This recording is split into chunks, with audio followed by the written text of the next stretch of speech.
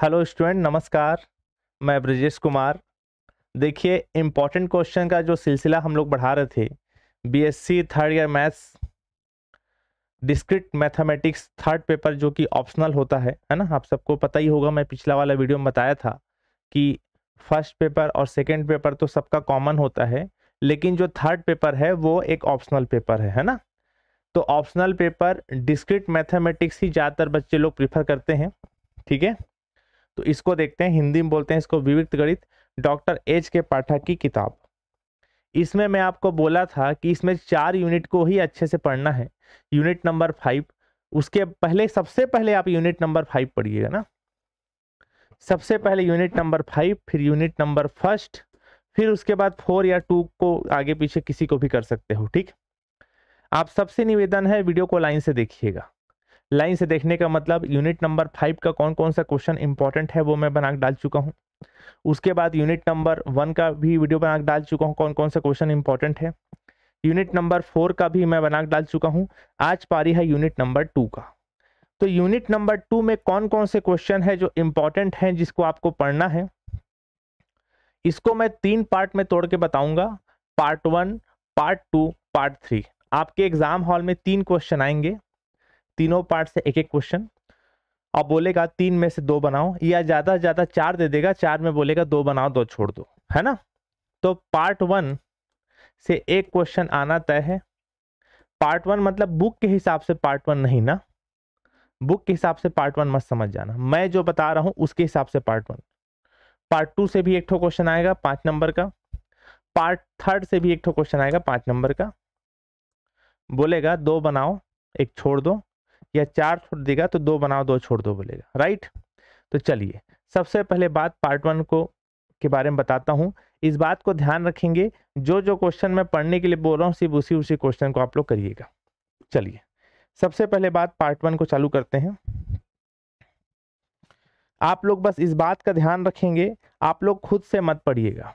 मैं हर वीडियो में बोलता हूं, ये बोलने का मेरा मकसद ये नहीं होता है कि मैं अपना वीडियो आपको बेचूं।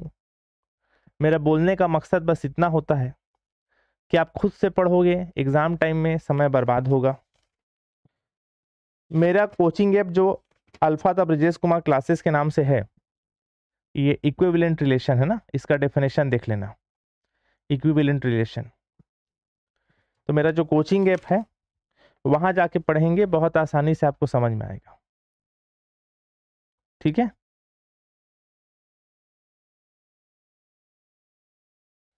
पार्ट 1 में जो जो क्वेश्चन बता रहा हूं बस उसी को करिएगा, उसी के अंदर से ही क्वेश्चन आएंगे।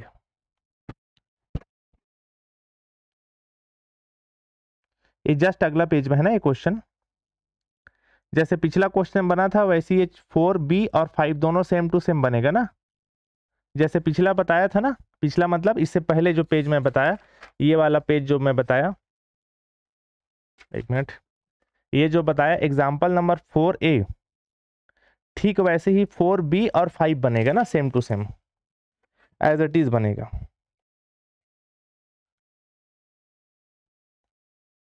उसके बाद जस्ट उसके बाद एग्जाम्पल नंबर 6 है।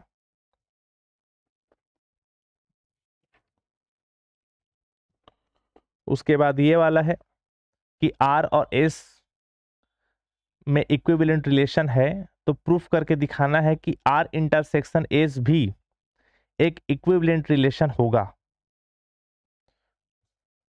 इक्विवेलेंट रिलेशन, तुल्यता संबंध। फिर अगला ये वाला थ्योरम, बहुत छोटे छोटे हैं भाई, एकदम सिंपल सिंपल थ्योरम है, हेडेक बस बिल्कुल मत लेना ना आप लोग। कि कोई सेट ए में आर इक्विवेलेंट रिलेशन में है तो प्रूफ करा के दिखाना है कि आर इनवर्स भी सेट ए के अंदर एक इक्विवेलेंट रिलेशन रखता है। क्या रिलेशन? इक्विवेलेंट रिलेशन रखता है। ठीक है, उसके बाद है इसका डेफिनेशन देख लेना, partial order relation, partial order relation का। ठीक है,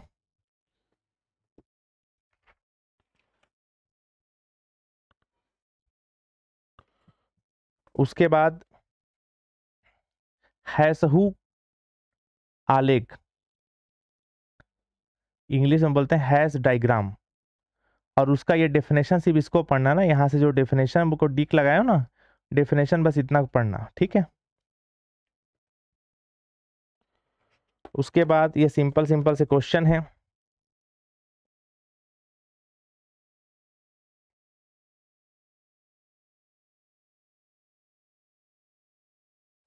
उसके जस्ट नीचे ये वाला भी क्वेश्चन है।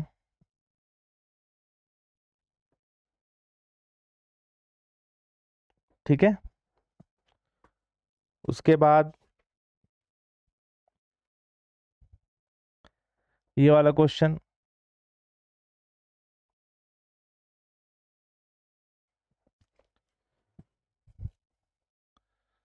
उसके बाद ये वाला क्वेश्चन, सब सेम टू सेम बनेगा भाई, एकदम सिंपल सिंपल है ना, दो दो लाइन के।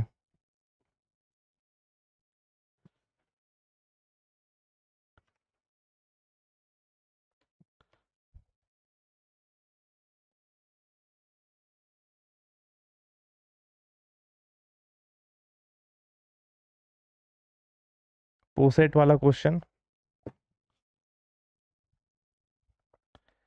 ये वाला क्वेश्चन कि एक ऐसा लैटिस देखना है जिसको 12 डिवाइड कर, जो नंबर 12 को डिवाइड कर सकता है, जैसे 1 2 3 4 6 और 12, ये सब 12 को डिवाइड कर सकते हैं। इसमें ज्वाइन और मीट दो डब्बा बनता है, इसको बनाना होता है, ठीक।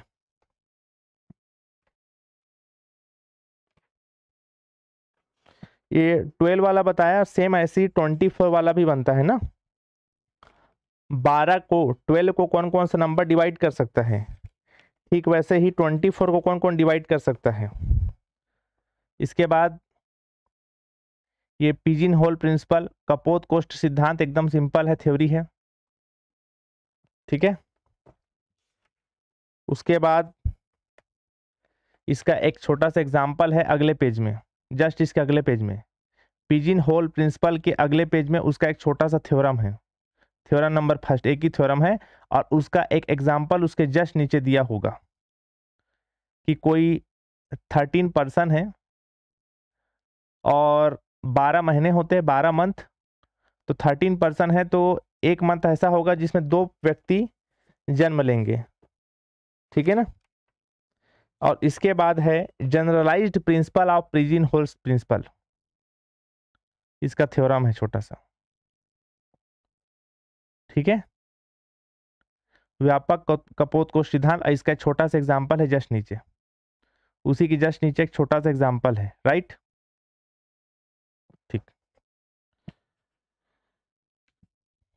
और एक छोटा सा उसके जस्ट बाद एग्जांपल नंबर फर्स्ट जो बताया उसके जस्ट बाद एग्जांपल नंबर 4 है, ये वाला क्वेश्चन, सिमेट्री वाला, ठीक है। और छोटा सा मेरे को ये वाला बुक में नहीं मिला, चैन और एंटी चैन का डेफिनेशन भी देख लीजिएगा। चैन और एंटी चैन का डेफिनेशन 2 लाइन में है, हालांकि मेरे कोचिंग ऐप में सब डाला हुआ है, आप देख लेना, ठीक। तो यहां आपका खत्म होता है पार्ट 1। क्या खत्म होता है? पार्ट 1। पार्ट 1 यहां आपका पूरी तरीके से खत्म होता है, ठीक। तो पार्ट 1 में जितना जितना बताया आपको लगा होगा कि बहुत ज्यादा बता दिए हो सर, लेकिन बहुत ही सिंपल है, छोटे छोटे क्वेश्चन है, बहुत ज्यादा छोटे छोटे क्वेश्चन है। देखिए यूनिट नंबर 2 में ध्यान रखिएगा, थ्योरी पोर्शन ज्यादा है। थ्योरी पोर्शन मतलब इसका डेफिनेशन बताओ, उसका डेफिनेशन बताओ, डेफिनेशन के साथ एग्जाम्पल लिख के समझाओ, समझ में, ये सब पूरा चीजें हैं यूनिट नंबर 2 में और आपको करना पड़ेगा। तो पार्ट 1 आपका हो चुका है, अब पारी है पार्ट 2 करने का। तो पार्ट 2 का क्वेश्चन देखिए, जहां से एक क्वेश्चन आपको एग्जाम हॉल में देखने को मिलेगा। तो पार्ट 2 चालू होता है, अगला चैप्टर जो है graph and planar graph, chapter number 4 से, और इसमें डेफिनेशन ही ज्यादा पढ़ना है, ध्यान रखेंगे आप लोग, ठीक है। तो इसमें सबसे पहले मैं आपको बता रहा हूं, इसमें थ्योरम नंबर फर्स्ट, ये वाला थ्योरम, थ्योरम नंबर फर्स्ट, ठीक, ये वाला थ्योरम कि कोई ग्राफ जी है, उसमें जो घात है जी, उसमें कोरों की संख्या के दोगुने के बराबर होते हैं। इसको आप इंग्लिश में वाला देख लेना, देखो डायग्राम में दिखा दे रहा हूं, ये है पूरा फर्स्ट थ्योरम ही है। ठीक है, इंग्लिश में वाला थोड़ा सा ढूंढ लेंगे आप लोग ना, ये वाला थ्योरम और इसके जस्ट अगला theorem, even and odd vertex के जस्ट नीचे थ्योरम नंबर 2।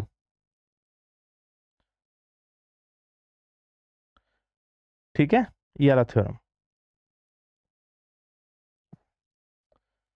उसके बाद ये सब पार्ट 2 चालू हो चुका है ना, ध्यान रखेंगे आप लोग। उसके बाद डेफिनेशन एग्जांपल लेके बताना होगा आसन्नता और आपतन आव्यूह का, ये वाला एग्जांपल के साथ समझाना पड़ेगा ना। ये मैं अपना कोचिंग ऐप में डेफिनेशन और उसका एग्जांपल लिख के बता दिया हूं, उसको आपको पढ़ना पड़ेगा। उसके बाद मल्टीग्राफ एंड वेट ग्राफ, इसका भी आपको डेफिनेशन लिखना है, एग्जांपल लिख के समझाना है। ठीक है,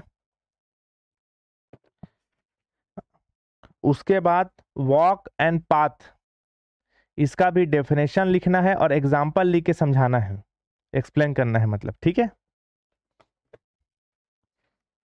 उसके बाद ये थ्योरम है, ठीक है, कि एन वर्टेक्स सहित जो सिंपल ग्राफ है उसमें जो वर्टेक्स का मैक्सिमम, जो कोरों की संख्या जो है एन एन माइनस 1/2 से ज़्यादा नहीं होगी। एजिस की जो मैक्सिमम नंबर होगा, number of edges, n n क्या लिखा है, एन एन माइनस 1/2 से ज़्यादा नहीं होगा, ये वाला थ्योरम। ठीक है,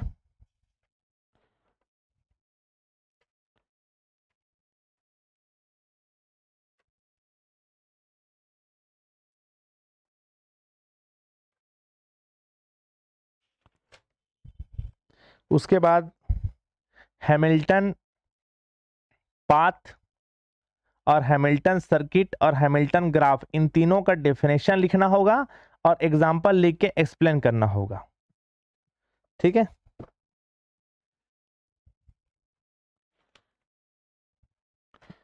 उसके बाद इस एकदम सिंपल सा क्वेश्चन रहता है कि कोई जो व्यापारी है वो कौन से रास्ते से चलेगा जिससे उसको ज़्यादा से ज़्यादा फायदा होगा।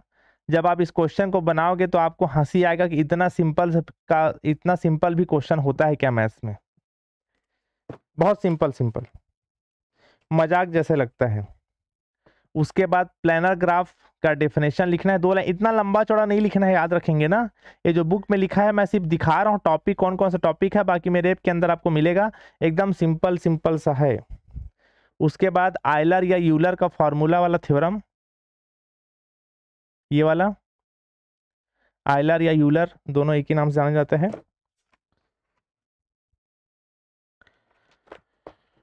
उसके बाद ये थ्योरम है, इस थ्योरम को बनाना नहीं है, याद रखना, ये थ्योरम प्रूफ करने का नहीं आता, लेकिन इस थ्योरम का इस्तेमाल, ये जो क्वेश्चन अगला पेज में है एग्जाम्पल नंबर 2 और एग्जाम्पल नंबर 3, इसको बनाने में इस्तेमाल होगा। ठीक है, छोटा सा है एक लाइन का। चलिए, तो यहां पास आपका खत्म हो गया पार्ट 2। क्या खत्म हो गया, पार्ट 2। अब आगे आपको बढ़ना है पार्ट 3 में। यहां पार्ट 2 खत्म हो गया, अब पार्ट 3 यहां से चालू। देखिए ये पार्ट 3 चालू हो गया ना, ध्यान रखेंगे। यहां से चालू हो गया आपका पार्ट 3। एकदम सिंपल है। ट्री मतलब पेड़, पेड़ की जैसी शाखा होती है ना, एक डंगाली से दूसरा डंगाली, बस वैसा ही है। बनाओगे तो मजाक टाइप का लगता है, कितना सिंपल सा भी क्वेश्चन आता है क्या बोल के। इसका छोटा छोटा थ्योरम है, बहुत सिंपल सिंपल है। ठीक है,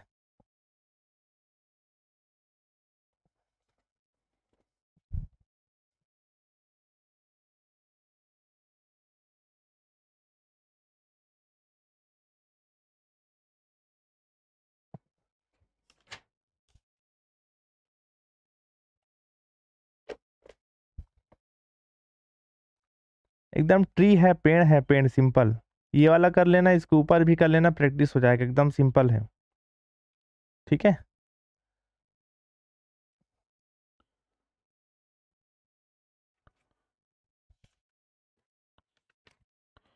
तो ये सारे क्वेश्चन है पार्ट 3 का, बता दिया। पार्ट 3 सिंपल था।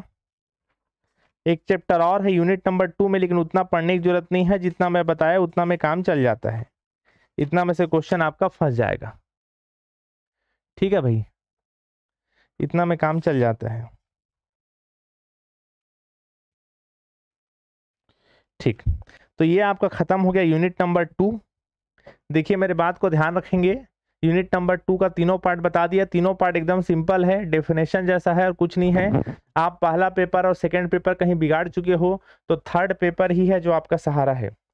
तो यूनिट नंबर 5 का इंपॉर्टेंट क्वेश्चन टिक लगा चुका हूँ, यूनिट नंबर 1 का इंपॉर्टेंट क्वेश्चन बता चुका हूँ, यूनिट नंबर 2 का बता चुका हूँ, A4 का, यूनिट नंबर 2 का टोटल 4 यूनिट में बता दिया। मेरे यूट्यूब चैनल में जाना, वहां पर वीडियो वाले कॉलम में निकाल लेना, मैं बीच बीच में डाला हूं, बीच बीच में मतलब unit number 5, unit number 1, unit number 4, unit number 2, चारों यूनिट का इंपॉर्टेंट क्वेश्चन मैं आपको बता चुका। हर यूनिट 10 नंबर का आता है, तो टोटल आपका हो गया 40 नंबर।